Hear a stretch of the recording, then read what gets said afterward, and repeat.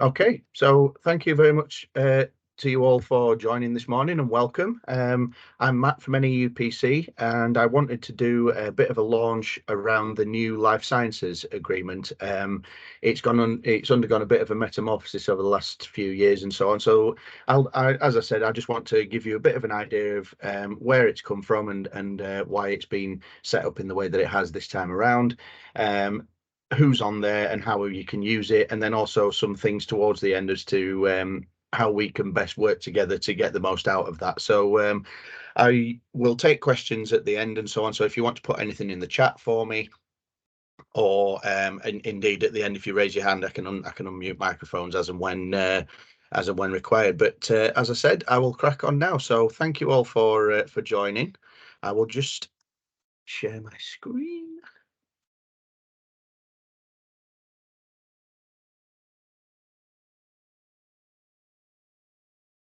There we go. So, as I said, this is a presentation for the launch of the Life Sciences agreement. It's under Lab 2010 NE under HE contracts. If you want to find any of the information, and the duration of which is there. I will share the slide deck afterwards as well, so you don't have to make notes or anything. You can just concentrate on what's going on here, and we'll share everything afterwards, including the recording. So the agenda for it really was just to give you an introduction to the framework itself, the scope and the suppliers on there, the support and the tools available to you through HE contract, and also through myself and my opposite numbers at the various consortia. The benefits that we're hoping that the framework will deliver, and then the key contacts we can touch on, who is your relevant person at your consortia. I'm pretty sure you will know most of you anyway, so apologies if we're preaching to the converted on that one. And then Q&A at the end if there's anything specific you want to ask, and if there is something that comes up afterwards, please do get in touch and we can discuss that at that point. So the previous structure of these frameworks, so the whole offering of this particular framework was previously available, but it was under 5 separate frameworks. So on the equipment side of things, there was a certain element of it available under life sciences equipment, so things like the cell counters, flow cytometry, that kind of thing, and also under the HVLE framework in terms of sequencers and microarray systems.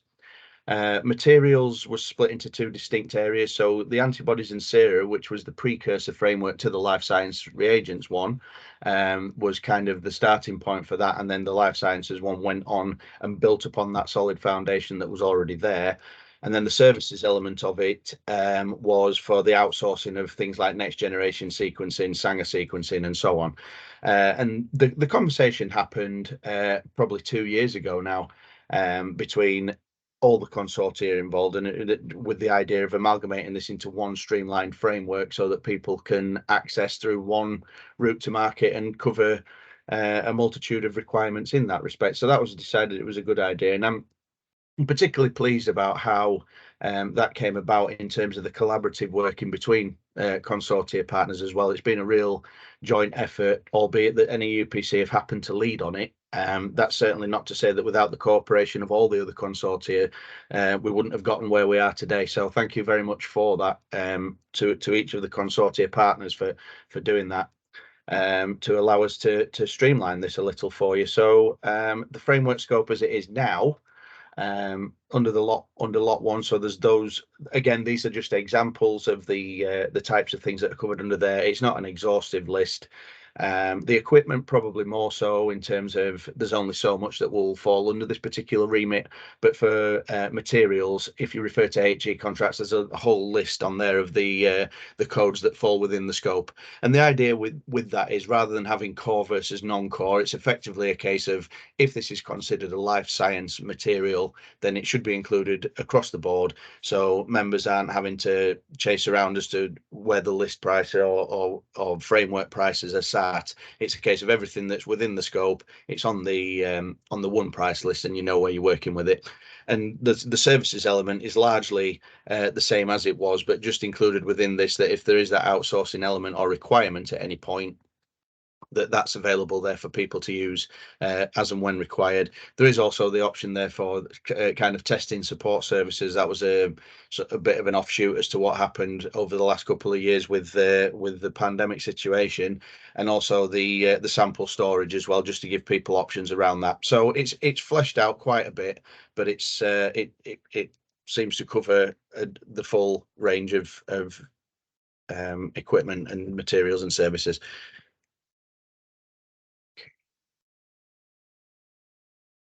So in terms of awarded suppliers, again, I'll share these with you, and they will all be on HE contracts, but it's just to give you an idea of the type of the scope of this. So on lot one, we awarded to 20 suppliers. It was a number just to give it, given the broad range of equipment, we had to decide what would be an appropriate number for that.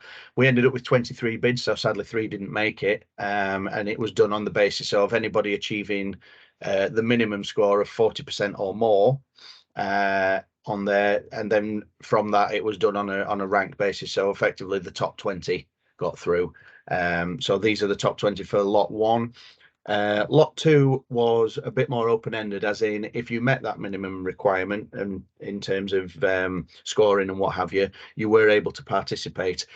There were a number of more bids. There were another 9 bids on this particular lot that didn't make the cut, but there are still 25 different suppliers on there, and I think you'll agree that's a good broad range of suppliers on there, covering multinationals, SMEs, some of the niche providers, some newcomers to the market as well. So that was particularly pleasing to see, as was on lots 1 and 3 as well, of course.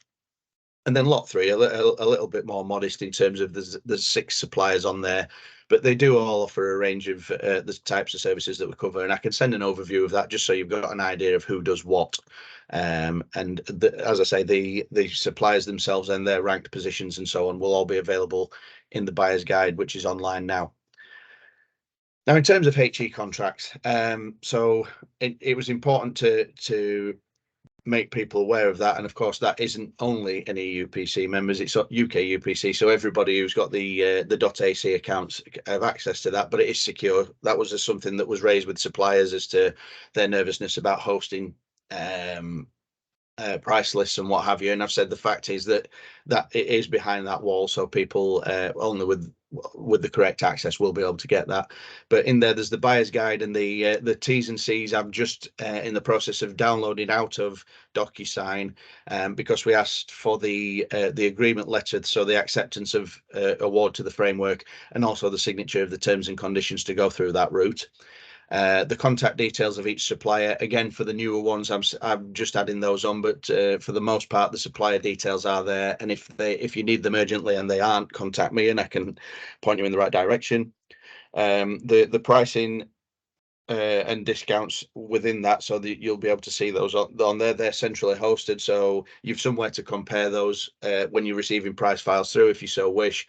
And also, if you see them there, it denotes that I've seen them and approved them, so they've been saved there, so you can crack on with that.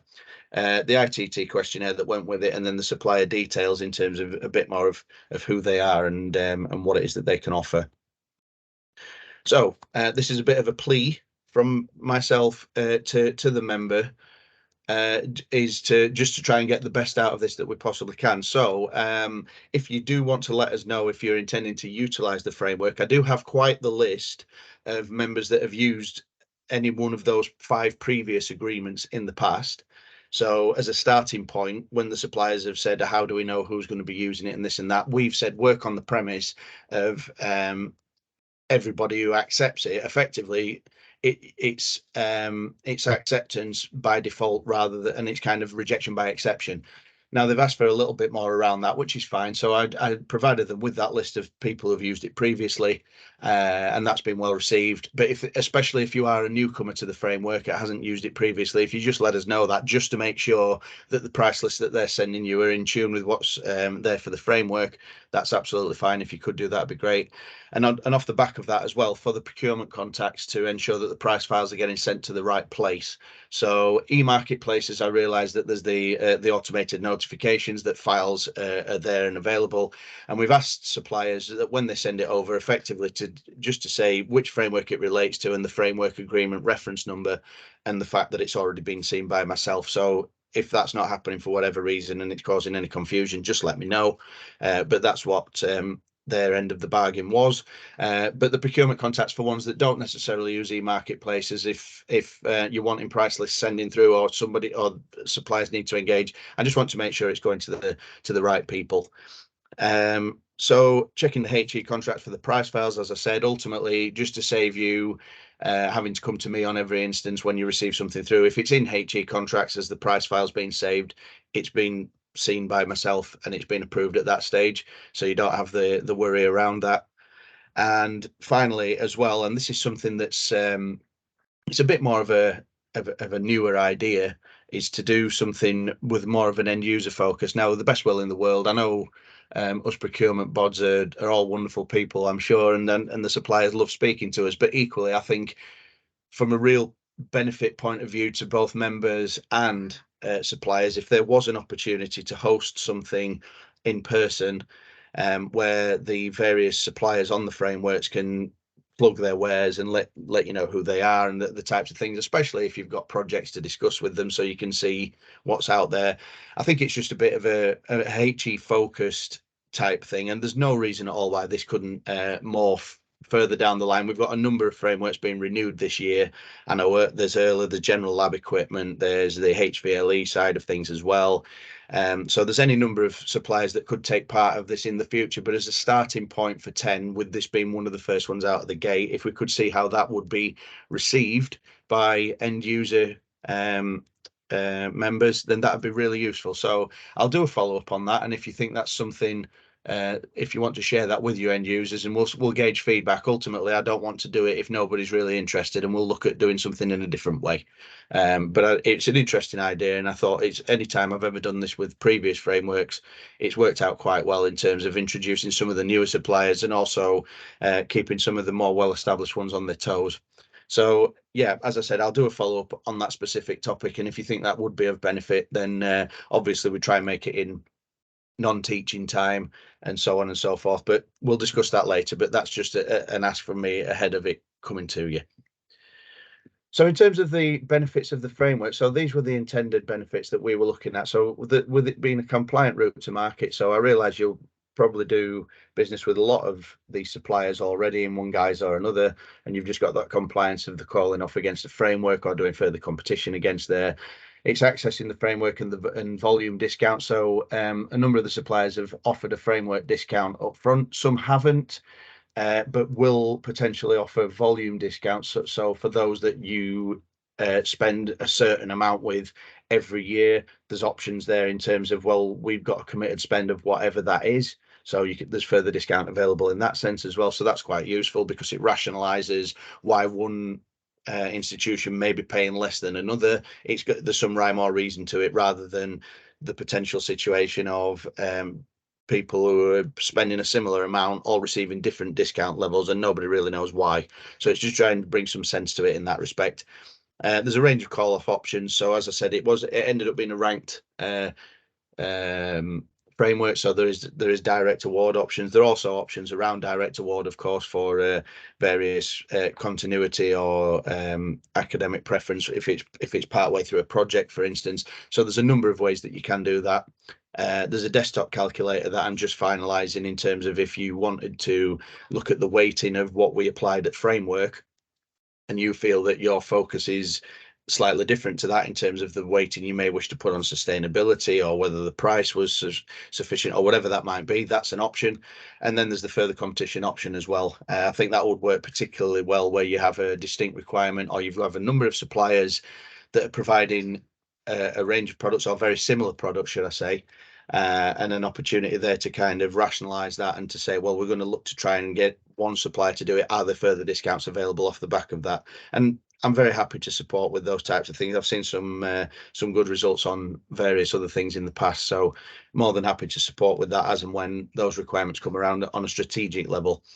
The active monitoring of the suppliers. So I've got the intention of meeting with the suppliers that we have a lot more engagement with. We'll probably more like once a quarter, but at least annually, if not biannually, with everybody, just so that we can have those meetings with suppliers, iron out any issues that you feed back to us through the category groups.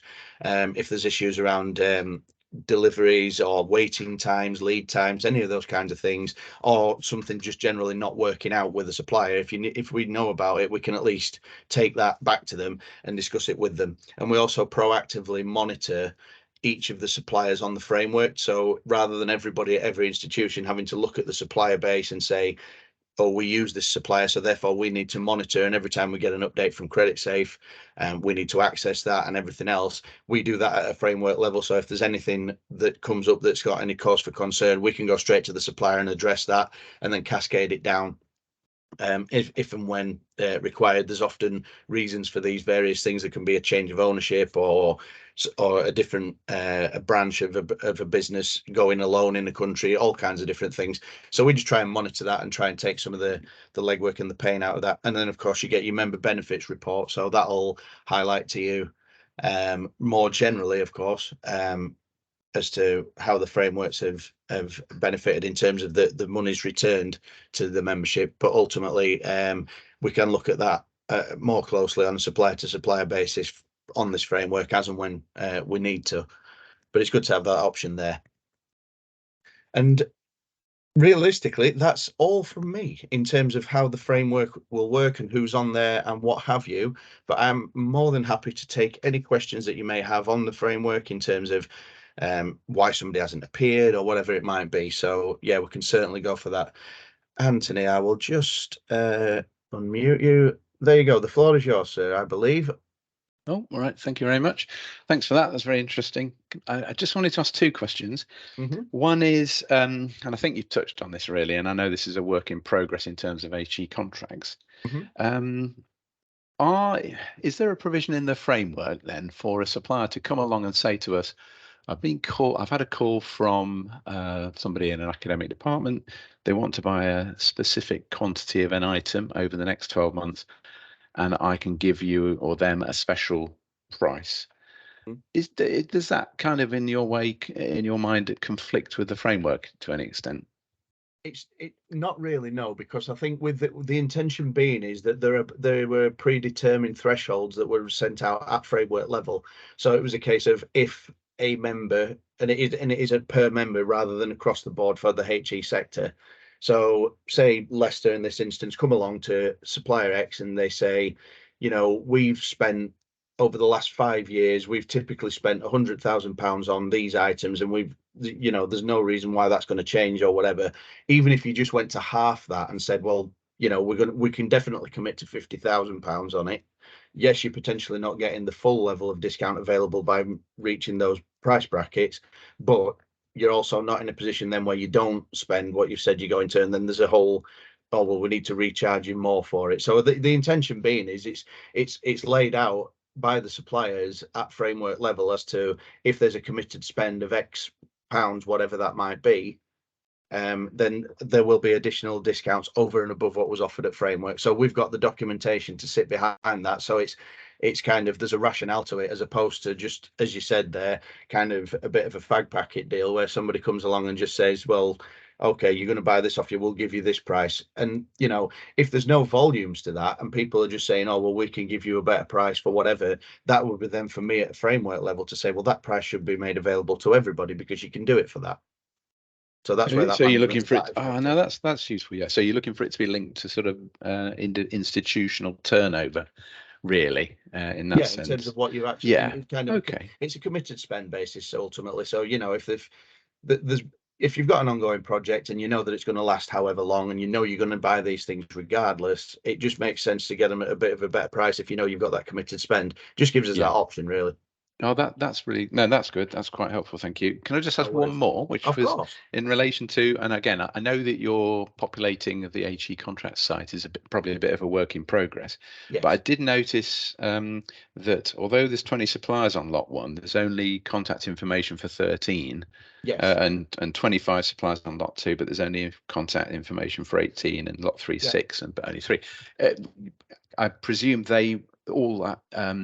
all the supplier contact information will eventually get updated on there, because that's really useful information as well. Yeah, absolutely. They'll all be there. It's just a case of if they've not contracted with any framework before. It's just getting them added on, both onto Hunter and to HE contracts. But yeah, they will all be there. And if you need anything urgently in the meantime, just let me know who it is, and I can certainly pass that on. It's not a problem. But yeah, as you say, it's just the manual slog of getting everything on there. I'm sure you appreciate that one. Yeah. So yeah, No, but yeah, I'll certainly endeavour to get that there as quick as I can. No worries. Great. Okay. Thank you very much. Very helpful. No problems. Thank you, Thanks, Anthony.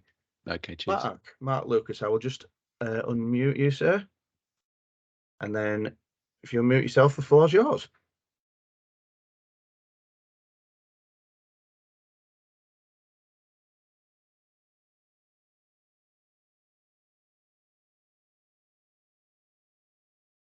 No? That's okay.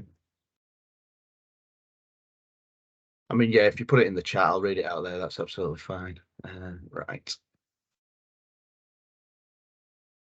Cool. I'm glad you've directed me to there. We've got 1 or 2 in there as it is as well. So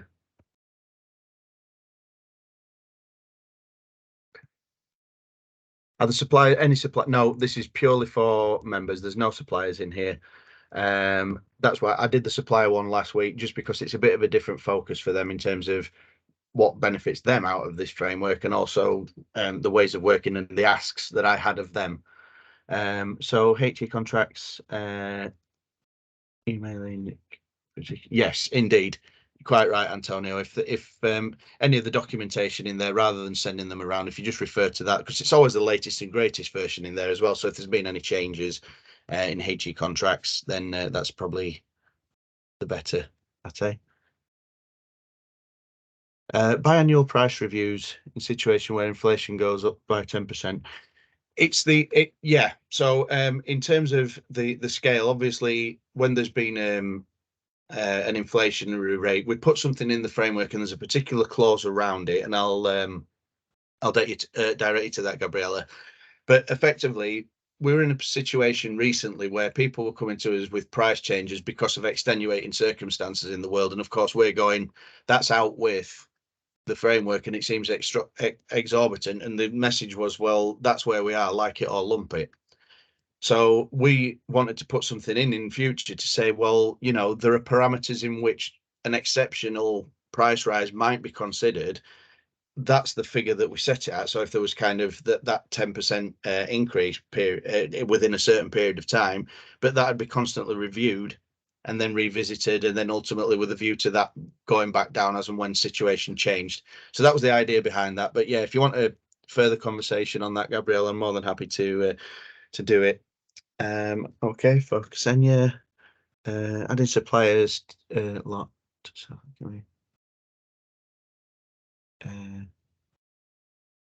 yeah, so when the price lists come through, effectively, how you manage that on your internal systems, it's up to you. I know there are various ways of being able to do that in terms of what products you allow and what have you. I've also said to suppliers, when it relates to a framework, not to include things outside of the scope. I know that sometimes people do that, but that's for me to pull them up on and say, well, that shouldn't be included within there.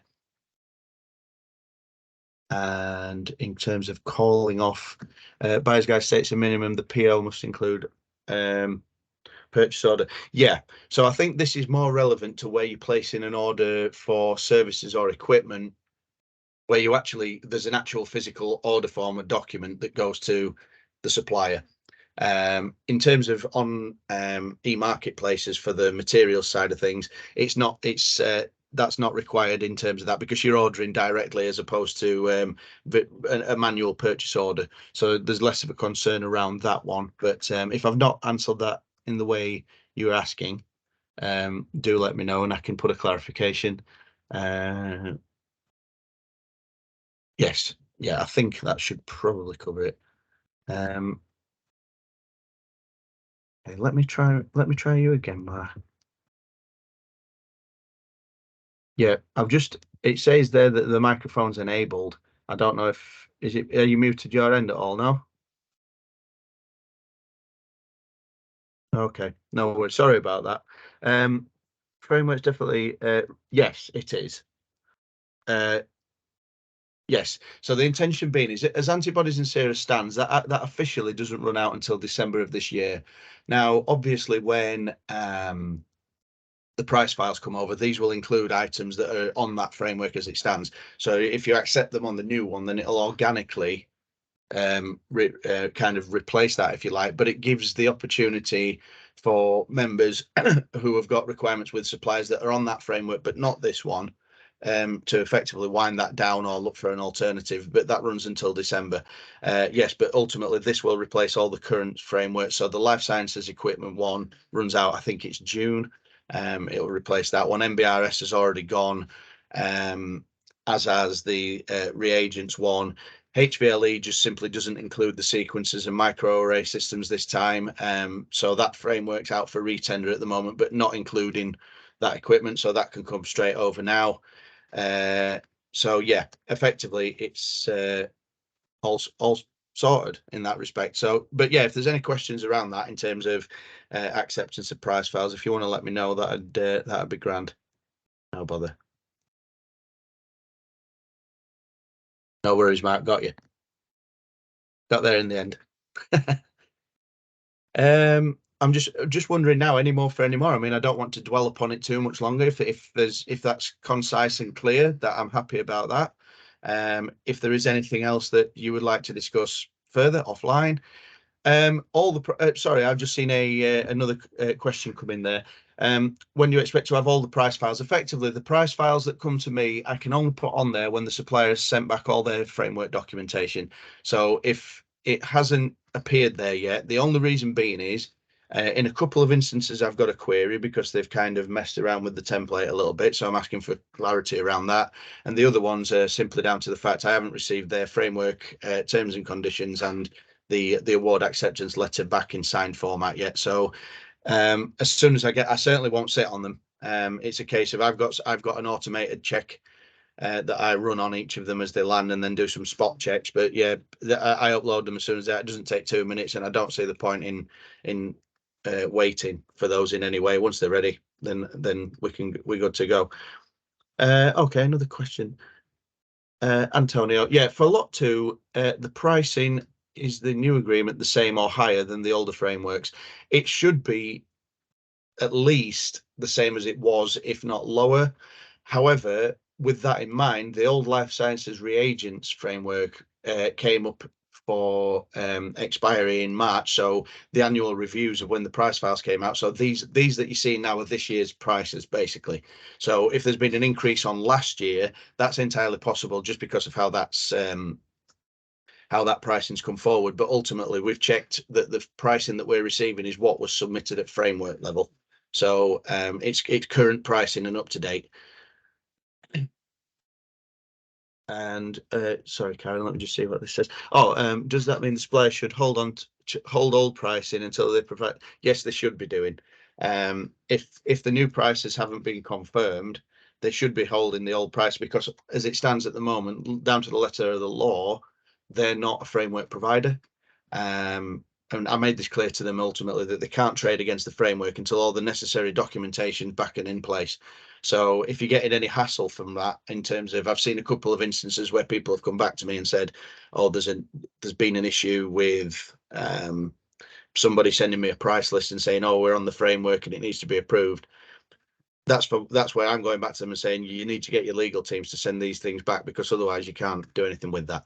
So yeah, ultimately that pricing, as it should be, as was, until it's replaced with the new. That's the crux of it. Right, Antonio, let me just find you, sir. I can. Right, I've allowed your mic in principle or in theory. Let's see if it works. That was user error. Hello. There you go. Got you. Hi, Matt. Just a quick question regarding the opt-in as a kind of like the blanket element, which I think is really really good actually, and it's quite brave, because you're taking a punt on the market really. What was your experience, and what can be shared at this in this forum about any pushback? I'm not naming names, at least in this meeting.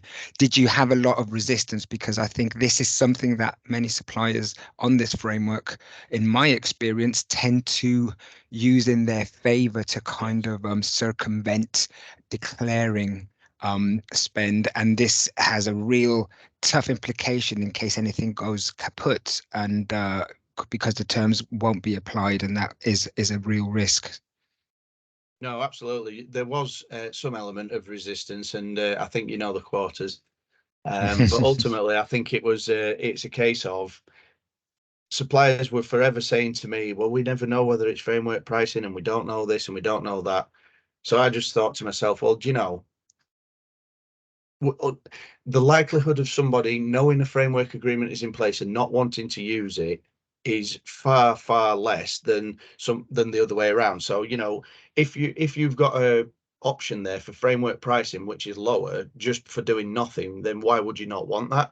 So it's a case of, I realize that we can't mandate a route to market or anything of that kind, but they were saying, the suppliers community was saying, well, how do we know when that's been accepted? Well, if you've sent it to an e-marketplace and they accept the price file, that should be it, really. Exactly. But anyway, there was lots of back and forth around it. So I thought, right, well, I'm just going to tick all the boxes here. So we've done that and said that's what the expectation from our point of view. And I've also gone back to them with that list of these is everybody who's used it previously as well. There's well over 100 institutions on that. So it's kind of, that's a starter for 10. So it's a case of, rather than somebody saying, oh, there's only a dozen that we give framework pricing to, and that's nonsense. It just completely defeats the object. So yeah, ultimately it seems to have settled the disquiet. So those who have used it previously should get that pricing, and in theory, so should everybody else. But if that was the plea earlier, that if an institution is new to using that agreement for whatever reason, or isn't sure, if they just want to denote that fact to me, and because I've just got that updated list that I can share with the supplier base and just say, these are everybody that are using it. So you don't get, say, down to the end of the year and a member will say, oh, well, we believe that we were buying under this framework and this was the agreement, and the supplier did not say, oh, well, nobody told us. And then you get into this to and fro where there's a mismatch in what you're expecting to see versus what you do see. So it's trying to just take some of that sting out of it, because it's, as you said, there seems to be some games at play for whatever reason, and it's kind of, we're just trying to eradicate it. We've all got enough on without chasing our tail. Absolutely. And also, this is really a comment, because lot one, a big part of lot one was my current life science equipment framework, which is Lab 5054, which the extension is expiring this year. And of course, because of the vastly augmented kind of types of instrumentation, we put a lot of work and effort for this. And I hope you don't mind, Matt, if I just publicly thank Andy Costi from UCL, who was on this call, who was really generous with his time, an incredibly busy fellow. And I really learned a lot about this category through my interactions with him. And I think when you look at the technical scope of lot one, without Andy's help, we wouldn't have really broadened it.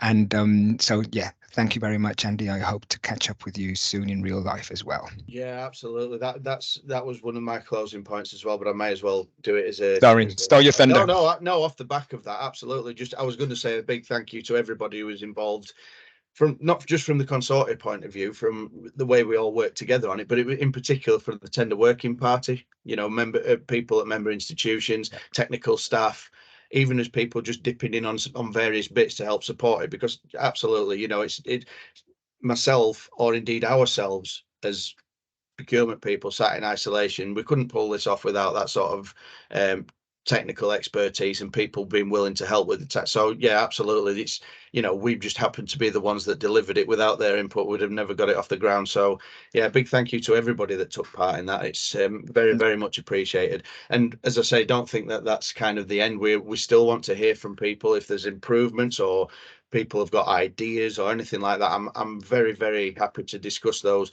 We've got the category groups, of course, at the various consortia, so we can discuss those that we can then take to STEM Ed level and have the discussion there. So yeah, it's brilliant to be able to do that. So thank you very much for your engagement with that. I've just had another question come through, Vivian. So yeah, the codes that you see on HE contracts, they're the UNSPSC codes, and it's effectively just so we could be very, very clear with the supplier as to what it was that we classed as in scope with this. It's not exhaustive in terms of if another supplier comes along and says, well, actually, we believe these things should be involved as well because they're involved with the life sciences side of things. What we then do with that is a range extension, but we go to the rest of the supplier base and say, we've had a proposal from a supplier that wants to include these things on there. Do you have any objection to that? And it gives the opportunity for those suppliers to add their equivalent products at the same time, or to say, no, we don't sell those, but we've got no objection. Or in certain instances, I've had it where various things have come through and the things have wanted to be included, particularly where this didn't cover equipment previously, that was strictly speaking, it was equipment, and people were saying, no, that's covered under a different framework.